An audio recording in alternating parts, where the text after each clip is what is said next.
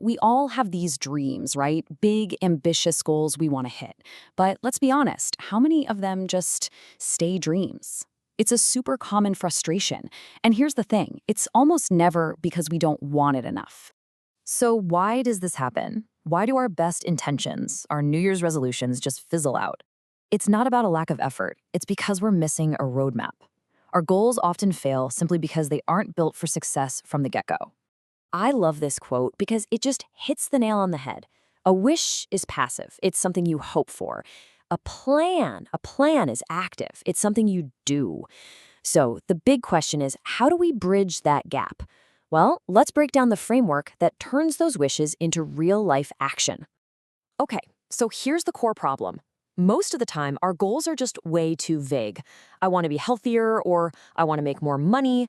I mean, they sound great, but what do you actually do with that? They're not actionable. The solution, thankfully, is a really simple but incredibly powerful framework. It's called the SMART Goal Framework. And this simple acronym, SMART, is your key to turning those fuzzy wishes into concrete plans you can actually follow. Each letter stands for a crucial piece of the puzzle: specific, measurable, attainable, relevant, and time-bound. Put them all together and you build a real road to success. All right, let's dive right in. We're going to start with the first two letters, S and M, because honestly, these two are the absolute foundation of any solid goal. I mean, just look at the difference here. It's night and day, right? On one side you have, I want to have a better body. It's a wish. But on the other, I will go to the gym on Monday, Wednesday, and Friday at 3 p.m. for 45 minutes and replace soda with water. See? That's not a wish. That's a mission. There's no room for confusion. That is the power of being specific. And that's really the bottom line. Clarity is your compass. When you have a specific plan, it completely eliminates all the guesswork. You can just focus your energy on moving forward, not wandering around wondering what to do next. Next up, your goal has got to be measurable. I mean, how do you know if you're winning if you can't keep score? I want to lose weight is vague, but I want to lose 10 pounds, now that gives you a clear finish line. It's a benchmark, and that is absolutely essential for keeping your motivation up. And here's the secret to making a big goal feel way less intimidating. Losing 10 pounds can feel like a huge mountain to climb, but 3 pounds? Hey, that feels manageable. Breaking it down into these smaller milestones lets you celebrate wins along the way, and trust me, that feeling of progress is exactly what fuels your momentum. Okay, so now your goal is super specific and you can measure your progress. Awesome. But now we've got to ground it in reality.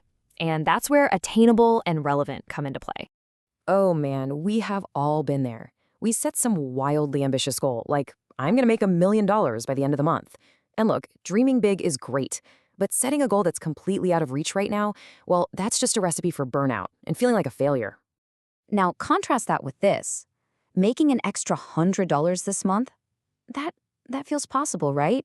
It's still a challenge, for sure, but it's attainable. And once you hit that, you aim for 200, then 300.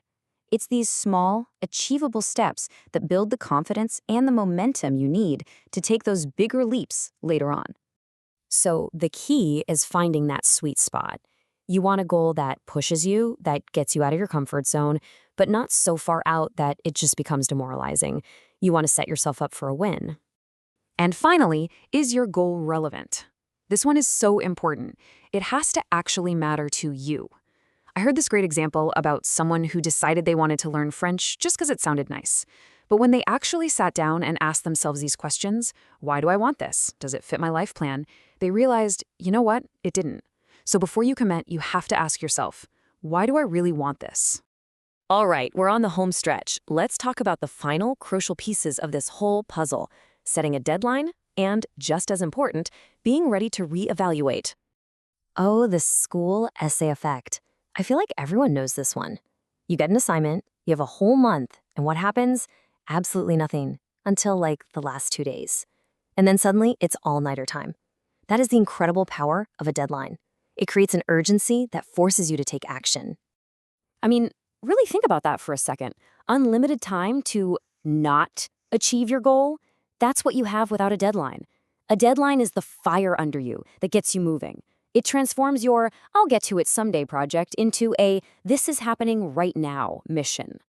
And please, remember this last piece of advice because it is so, so important. Life changes. Your priorities are going to shift. The goal you set 6 months ago might not be the right goal for you today. And that's okay. This is why you have to constantly check in, evaluate, and even revise your plans to make sure they're still serving you. You gotta stay flexible. So there you have it, the SMART framework. It's simple, it's powerful, and it absolutely works. The only question left is, what are you going to do with it? Think of one dream you have right now. Just one. Now's the time. It's time to stop wishing and start planning.